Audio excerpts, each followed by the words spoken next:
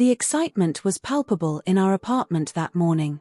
The wide-open suitcases on the bed were overflowing with summer clothes, sunscreen, and those little things you always take on vacation without really knowing if you'll need them.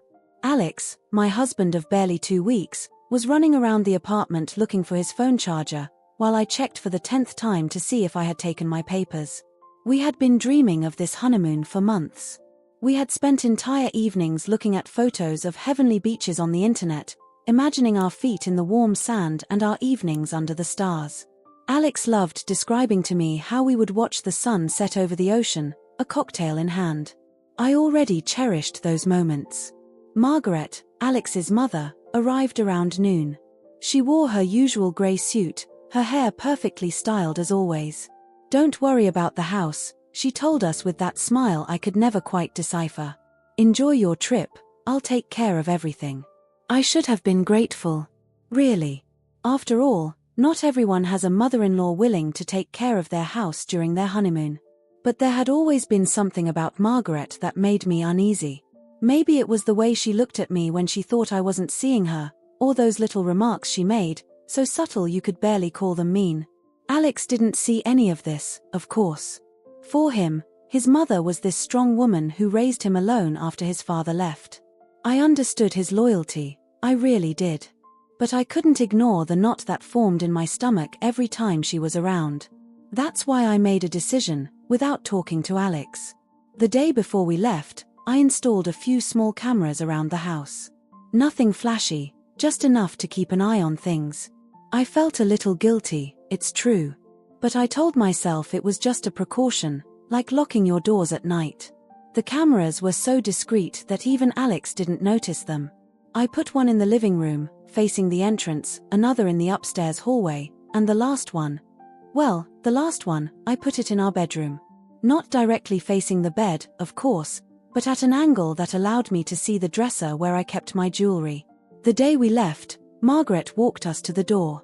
She hugged Alex for what seemed like an eternity, then gave me a quick hug, barely more than a touch. "Have a safe trip, lovers," she said, waving as we got into the taxi.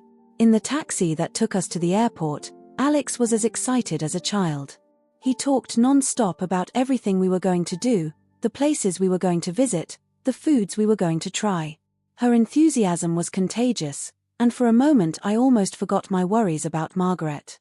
The airport was crowded that day, filled with vacationing families and busy businessmen. We made our way to the check-in counter, our suitcases dragging behind us. The line was long, but we were so excited we didn't care. We chatted, we laughed, we made plans. That's when I received Margaret's first message. "Everything is fine at home. The plants are watered. Take care." Short, precise, almost cold. Typical of Margaret. Alex glanced over my shoulder and smiled. "See? Mom takes care of everything." In the boarding area, I took out my phone to check the cameras. Everything seemed normal. Margaret was in the living room, reading a magazine. I felt a little stupid for being so paranoid. Maybe I was exaggerating. Maybe all this distrust of my mother-in-law was just a figment of my imagination. When we finally boarded the plane, Alex took my hand. He brought my fingers to his lips and kissed them gently. "That's it, my love. Our adventure begins." His smile was so sincere, so full of love, that I felt my heart melt. How could I let my worries ruin this moment? The plane took off, and with it, all my concerns seemed to melt away too. We watched Paris get smaller and smaller beneath our feet, until the buildings were just tiny dots, and then nothing at all. The clouds enveloped us, and I rested my head on Alex's shoulder. However, as we flew over the ocean, this strange feeling returned. A presentiment, perhaps. Or just nervousness. I'd never told Alex about it, but I'd always had a sort of sixth sense for problems. And there, something told me that everything was not going to go well. I tried to reason with myself. After all, what could go wrong? Margaret was a responsible woman, although she was not the warmest mother-in-law in the world. Our house was in good hands. The cameras were in place. I had everything planned. Alex fell asleep next to me, his steady breathing rocking me gently. I looked at her peaceful face and promised myself I wouldn't think about Margaret again during our trip. These 2 weeks were ours, just ours. I wouldn't let my unfounded fears ruin our happiness. If only I had known how correct my intuitions were. If only I could have guessed what was already happening in our house, as we flew to our tropical paradise. But in that moment, lulled by the roar of the plane's engines, I chose to believe that everything would be okay. The first days of our honeymoon were magical.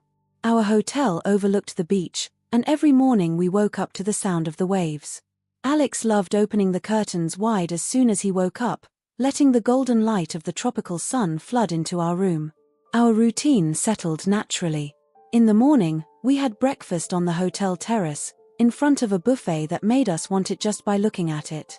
Alex gorged on exotic fruits while I sipped my coffee, admiring the view of the ocean. Those moments were so simple, so perfect. The days passed like a dream.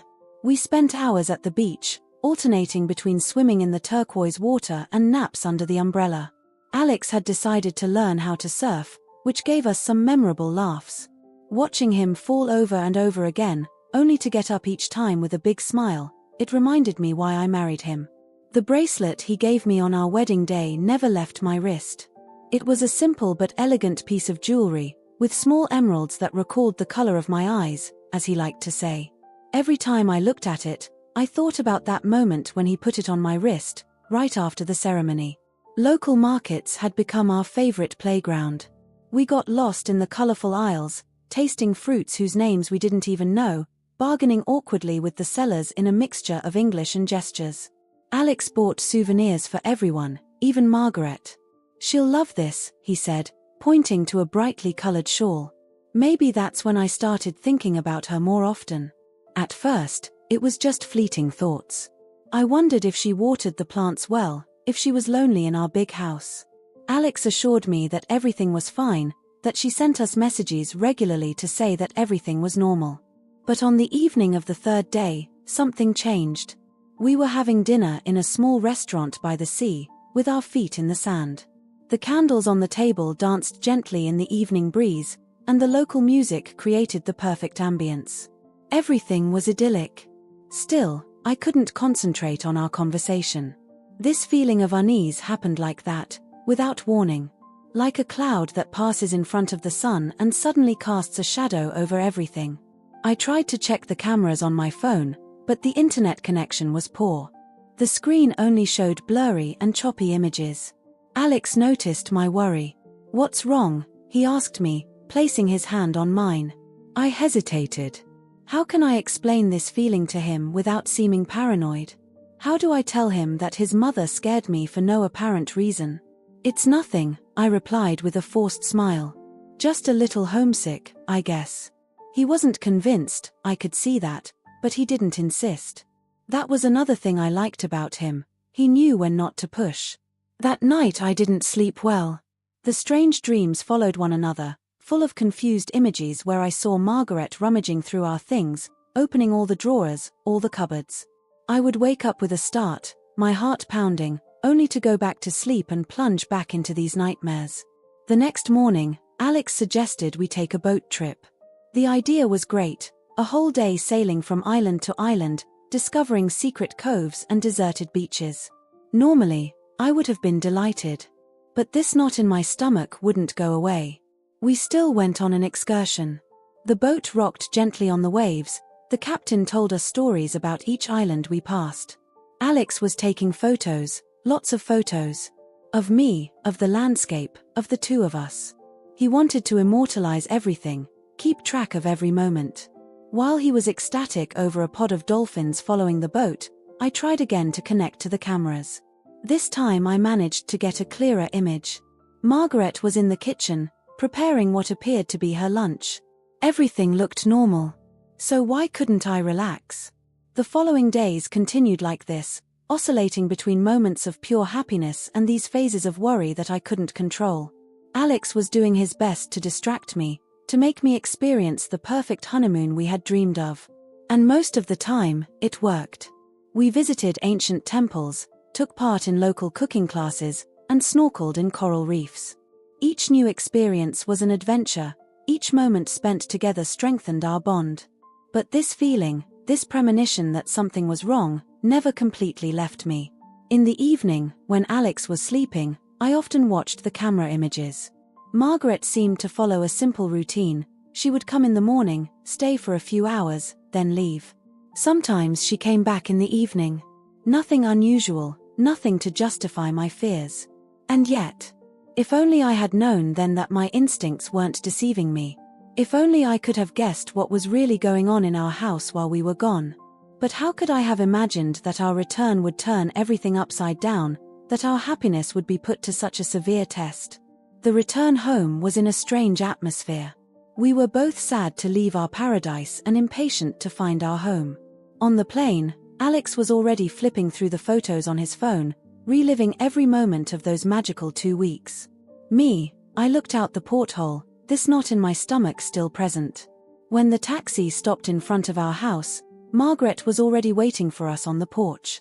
She was wearing a blue summer dress that I'd never seen on her before, and her smile seemed wider than usual. "My darlings," she exclaimed as she came down the steps to greet us. She hugged Alex, then gave me a hug that smelled like expensive perfume. "I made dinner," she announced proudly. "I figured you'd be hungry after the trip." Alex was delighted, of course. He loved his mother's cooking. I couldn't help but notice something different in his behavior. She was too happy. Too perfect. As if she was playing a role. We entered the house, our suitcases dragging behind us. Everything looked exactly as we left it. The plants were very green, not a single dust remained on the furniture. Margaret had really taken care of everything. So why couldn't I relax? "I'm going to put our things away," I said after dinner. Alex stayed downstairs with his mother, telling her about our adventures. I went up to our room, eager to make sure everything was in order.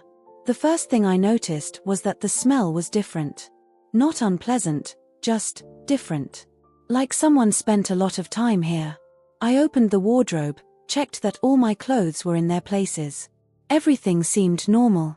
Then I headed towards my dresser, the one where I kept my jewelry. My heart beat harder with every step. The jewelry box was there, exactly where I had left it. But when I opened it, I knew immediately something was wrong. The emerald bracelet, the one Alex had given me for our wedding, was no longer there. I searched the box, moving each necklace, each ring, hoping to find it hidden under something. But no, he had disappeared. My stomach sank. This bracelet wasn't just a piece of jewelry. It was a symbol of our love, of our commitment. I took a deep breath, trying to stay calm. Maybe I had stored it somewhere else before leaving? No, I was sure I left it in that box. I vividly remembered taking it off the day before we left, not wanting to risk losing it during the trip. With trembling hands, I took out my phone. The cameras. They must have recorded something. But before I could watch the recordings, I heard footsteps on the stairs. Margaret. She appeared in the doorway, her smile still in place. "Is everything okay, darling?" she asked in a honeyed voice. "You look disturbed." The way she watched me, like a cat watching for its prey, gave me chills. I clenched my fists, trying to control my voice. "My bracelet," I said simply. "The one with the emeralds. It's no longer in my jewelry box." His face didn't move a millimeter, but something changed in his eyes. A cold, almost satisfied glow. "Oh," she replied, feigning surprise. "That's strange. Are you sure you didn't take it with you on your trip?" Her voice was soft, but there was something condescending in the way she spoke, as if she were speaking to a forgetful child. "No, I'm sure I left it here." I held his gaze. "You have no idea where he could be." The silence that followed was electric. You could almost hear the tension crackling in the air. "Are you accusing me of something?" His voice suddenly hardened. The mask of kindness cracked, revealing what was hidden beneath. His eyes narrowed, his smile turned into a thin, hard line. "I'm just asking a question." I tried to stay calm, even though my heart was pounding. "You were the only person who had access to the house while we were gone. This is where everything changed." His face contorted with anger. "How dare you," she hissed. "After everything I did for you. I took care of your house, I watered your plants, I even prepared for your return, and this is how you thank me." Alex came upstairs at that moment, attracted by the loud voices. He looked at us in turn, lost. "What's going on here?" he asked, worried. Margaret turned to him, her eyes glistening with tears that seemed to appear on command. "Your wife," she said in a trembling voice, "accuses me of stealing her bracelet." She managed to look deeply hurt, as if I had just dealt her a terrible blow. Alex looked at me, shocked. I knew what I had to do. Without a word, I picked up my phone and started searching through the camera recordings. The truth was there, somewhere, captured by these little lenses that I had the presence of mind to install. Margaret watched me, her victim mask cracking slightly as she realized what I was doing. The confrontation that would follow would change everything. Our family would never be the same after that. But in that moment, standing in our bedroom with my phone in my hand, I knew I had no choice. The truth had to come out. With trembling hands, I scrolled through the camera recordings. Margaret was still standing there, her gaze flicking from my phone to Alex, who seemed completely lost. The silence in the room was deafening, broken only by the sound of my thumb sliding across the screen. And then I found it. The recording was from the third day after our departure. It was around midnight. On the screen we could clearly see Margaret entering our room. She was no longer wearing her usual suit but simple jeans and a t-shirt, as if she had changed for the occasion. His movements were precise, determined. "Look," I said, turning the screen towards them. Alex approached, frowning. Margaret stayed behind, her face suddenly very pale. In the video, she was heading straight for my dresser, like she knew exactly what she was looking for. We all watched her open the drawers one by one, methodically, until she found my jewelry box. His gestures were calm, almost ritualistic. She opened the box, and even with the average quality of the video, you could see her eyes light up when she found the bracelet. It's not what you think," Margaret stammered, but her voice had lost all its confidence. On the screen, she took the bracelet, looked at it for a moment, then slipped it into her pocket. No rush, no hesitation. Just a smooth gesture, like she's been doing this her whole life. Alex was frozen, eyes glued to the screen. I could see the confusion, shock, and then anger flash across his face. "Mom!" His voice was barely above a whisper. "What did you do?" Margaret changed her strategy in an instant. His face hardened, all traces of guilt disappearing under a mask of defiance. "You don't understand," she said, her voice becoming sharp. "This bracelet, it should have been mine. Your grandmother wanted to give it to me, but your father..." She couldn't finish her sentence. I walked towards her, anger giving me courage I didn't know I had. "Where is he?" I asked, my voice surprisingly calm. "Where is the bracelet, Margaret?" This is where everything changed. His face transformed into a mask of pure rage. Before I could react, she pushed me violently. My back hit the wall with a thud, knocking the wind out of me. Pain exploded through my shoulder, but it was the betrayal that hurt the most. Alex reacted instantly, rushing between his mother and me. "Stop!" he shouted, his voice shaking with anger and disbelief. "Have you lost your mind or something?" Margaret started laughing, a cold, joyless laugh that made my blood run cold. "Lost my mind? Maybe so. Maybe I'm tired of seeing her wear our family jewels, of seeing her take my place, of seeing her steal you from me." The words poured out of her like a torrent, years of resentment and jealousy finally bursting into the open. She no longer looked at all like the elegant, composed woman I knew. His hair was undone, his eyes shone with an almost mad light. "Steal me from you?" Alex seemed to be having trouble breathing. "Mom, I got married. It's normal. It's life. How could you do that?" I saw something break inside him in that moment. This image he had of his mother, this strong and loving woman who had raised him alone, was crumbling before his eyes. It was like watching a mirror crack, the pieces falling out one by one. "The bracelet," Alex insisted, his voice firmer now. "Where is he?" Margaret crossed her arms, a wicked smile on her lips. "In my vault at the bank. Where it should always have been. It's a family heirloom, it should stay in the family. She's my family now." Alex exploded. I had never seen him so angry. His fists were clenched, his shoulders tense. "She's my wife, Mom. My wife. And you broke into our house, you went through our things, you stole her wedding bracelet." Margaret swayed slightly, as if Alex's words had physically hit her. For a split second, I thought I saw a flash of regret in his eyes. But it disappeared as quickly as it appeared, replaced by the coldness I knew so well. "You don't understand," she repeated, but her voice had lost its strength. "You can't understand.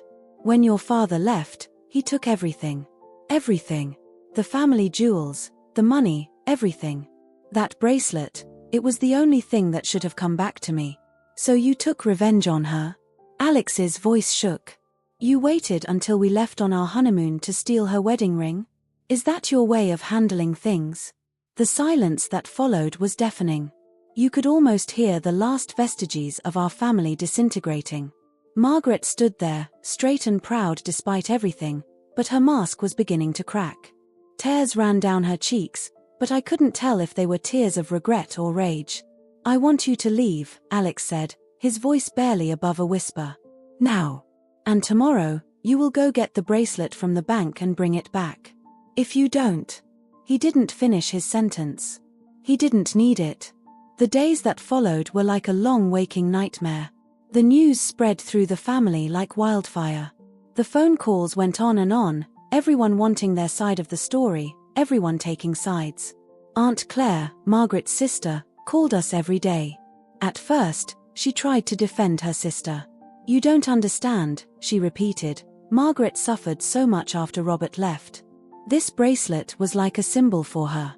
But even she eventually admitted that there was no justification for such behavior. Alex was devastated. I would often find him sitting in the dark, looking at old family photos on his phone. Images of him as a child with his mother, happy moments that now seemed to belong to another life. He wasn't crying, no, but his eyes were empty, as if something had gone missing inside him. Sunday family meals, a tradition Margaret had always fiercely maintained, came to an abrupt end. Margaret's large dining room table, which usually accommodated the entire extended family, remained empty. No one knew how to handle this situation, how to pretend everything was okay. Uncle Paul, Alex's brother, tried to mediate. He came to see us one evening, looking embarrassed, nervously fiddling with his car keys. "She regrets," he told us. "She doesn't know how to turn back." Alex listened to him in silence, then asked him to leave. How could anyone talk about regrets when the bracelet was still in that safe at the bank? The cousins began to take sides. Sarah and Thomas, who had always been close to Margaret, stopped talking to us. They posted photos of their visits to her house on social media, as if to taunt us. Conversely, Julie and Mark sided with us, shocked by their aunt's behavior. The worst part was seeing how this story affected our mutual friends. People who had known us for years no longer knew how to behave. At a friend's birthday party, the atmosphere turned frosty when someone inadvertently mentioned Margaret's name. Everyone was silent, eyes were turned away, and the evening never regained its enthusiasm. Margaret had retreated into her house as if in a fortress. She refused to answer our calls, our messages. The only communication we received from her was a long email, filled with tortuous justifications and veiled accusations. She talked about her sacrifice as a single mother, about everything she had given up for Alex, as if that excused her action. The neighbors looked at us differently too. Mrs. Martin, who had lived across the street from us for years, never missed an opportunity to remind us how kind Margaret had always been to her. "She helped me when my husband died," she repeated, as if that erased everything else. One evening, when we came home from shopping, we found an envelope in our mailbox. Inside there were photos. Old photos of Margaret wearing this same bracelet, years ago. In some, she smiled at the camera, young and radiant. On others, she posed proudly with little Alex. It was her way of telling us that this jewel belonged to her, that it was part of her history. Alex tore the photos into small pieces. His hands were shaking so much that it took him a while to finish. I watched him do it without saying anything, understanding that it was his way of grieving. The morning of this perfect image that he had of his mother, the morning of this united family that we thought we had. Weeks passed, and the bracelet still did not reappear. Every time someone rang the doorbell, we hoped it would be Margaret, coming to apologize and return the jewelry. But she didn't come. She remained walled in her silence, protected by this shell of pride and resentment that she had built for herself. The end-of-year holidays were approaching, and for the first time in his life, Alex didn't know where he was going to spend them. The thought of not being with his mother for Christmas gnawed at him, even if he didn't want to admit it. I saw him look at his phone in the evening, hesitating to call, then put it down without doing anything. This rift in our family seemed impossible to repair. Each day that passed widened the gap between us a little more. Things left unsaid piled up, resentments grew. How did we get here? How could a simple bracelet destroy years of love and trust? One Tuesday morning, Alex made a decision that would change everything. "We're going to see a therapist," he told me over breakfast. His eyes were dark, as always lately, but there was a new determination in his voice. I didn't protest. We needed help, that was obvious. The therapist's name was Marie. His office was warm, with cream-colored walls and comfortable chairs. From our first session, she was able to create an atmosphere where we felt safe to talk. "Tell me about it," she said simply, and the words came out like a torrent. We went there twice a week. Little by little, we began to understand. It wasn't really the bracelet that was the problem. That was all he stood for. For Margaret, it was a symbol of everything she had lost. For Alex, it was now the symbol of his mother's betrayal. And for me, it became the symbol of this divide in our family. Marie helped us see things differently. Margaret's pain is real, she told us, even if her actions are inexcusable. She taught us to separate a person's emotions from their actions. It was difficult, but necessary. Alex began talking about his childhood during these sessions. About how his mother had become overprotective after his father left. About how she had always had a hard time letting him grow up, accepting that he could love someone other than her. The memories came flooding back, some painful, others softer. I remember, he sometimes said, the Sundays when she made me pancakes. She would put music on in the kitchen and we would dance together while the dough rested. Those moments, when he spoke of his mother with tenderness, I saw how much he missed it all. Meanwhile, Margaret remained isolated.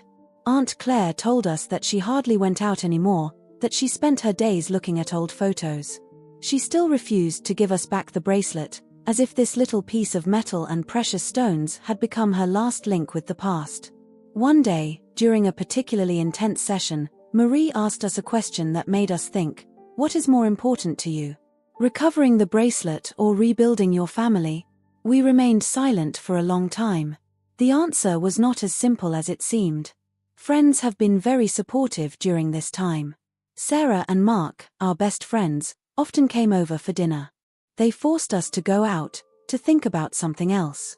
"You can't let this story consume you," Sarah told us. She was right, of course. We started to relearn how to live normally. Alex returned to work, although his colleagues noticed he wasn't quite the same. I started playing sports again and seeing friends. Life continued, even if it tasted different now. Marie encouraged us to focus on our relationship, on our future. "You can't control Margaret's actions," she reminded us, "but you can control your reaction to them." It was easier said than done, but we tried. The therapy sessions also helped us understand that healing would take time. There would be no miracle solution, no magic moment when everything would go back to the way it was before. You had to accept that some things had changed forever. One evening, after a particularly moving session, Alex took me in his arms. "I'm sorry," he whispered. "Sorry my mom did that, sorry our marriage started like that." I hugged him tightly, feeling his tears wet my shoulder. It was the first time he cried since the beginning of this story. Meanwhile, Margaret's life seemed to stand still. She no longer attended family gatherings, no longer went to her book club, no longer saw her friends. The bracelet had become his prison, as surely as his resentment had become ours. Marie taught us to see this situation as an opportunity for growth. Sometimes, she said, the biggest crises allow us to build something stronger. We wanted to believe her, even if some days it was more difficult than others. Time passed, and little by little, we began to regain some semblance of normality. Alex and I focused on us, on our relationship. We decided to repaint the living room, a project that we had been putting off for months. Choosing the color took us a whole weekend, but it was good to think about something else. We started creating our own traditions. On Sundays, instead of family meals at Margaret's, we invited friends over for brunch. The house was filled with laughter, the smell of coffee and hot croissants. It was different, but it was good. We learned to live differently. Alex took up photography. He spent hours capturing everyday moments, a ray of sunlight on the wall, a steaming cup of coffee, my hands reading a book. "I want to remember the little things," he said. I knew it was his way of rebuilding himself, of creating new memories to replace those that hurt too much. One day, while cleaning out a closet, I found an old box filled with photos from our wedding. There was one where Margaret smiled as she watched us exchange vows. His face beamed with happiness, or at least that's what we thought at the time. Alex looked at it for a long time before putting it away without saying anything. We started planning a new trip. Not an exotic destination this time, just a small chalet in the mountains. A place where we could meet up, far from everything. The simple idea of going together gave us renewed energy. The preparations occupied our minds. We were looking for hikes to do, restaurants to try. We made lists, we looked at the weather. It was like we were learning again to be excited about the little things in life. A new routine has been established. In the morning, we had our coffee on the balcony, even when it was cold. We talked about everything and nothing, our projects, our dreams. Sometimes Margaret's name came up in conversation, but it no longer caused the same pain as before. The bracelet, we had come to accept, was part of the past now. We had stopped talking about it, stopped hoping for its return. It was like a mourning that we had had to make, the mourning of an object that represented so many things. Our friends noticed the change in us. "You look lighter," Julie told us one evening when she came to dinner. She was right. The weight of betrayal was still there, but it no longer crushed us like before. We became closer to other family members who had distanced themselves from Margaret. Uncle Paul often invited us to his house now. His wife, Annie, had become a valuable confidant. She also had problems with her mother-in-law, although this was different. Work became a refuge for Alex. He took on new projects and took on more responsibilities. His boss trusted him, and this professional recognition did him good. In the evening, he told me about his days with an enthusiasm that I had not seen in a long time. I too started to get involved in new activities. I signed up for a pottery class. My first attempts were catastrophic, but it made me laugh. It was liberating to create something with my hands, even if it wasn't perfect. The hardest part was the holidays, the birthdays, all those times when the family should be together. The first time we celebrated Alex's birthday without his mother, it was strange. But we managed to make it a great day, surrounded by people who really loved us. We learned to appreciate the calm that had returned to our lives. No more drama, no more confrontations, no more anxious waiting at the mailbox. We had found a new balance, fragile perhaps, but real. Photos from our trip to the mountains have replaced the old family photos on the living room walls.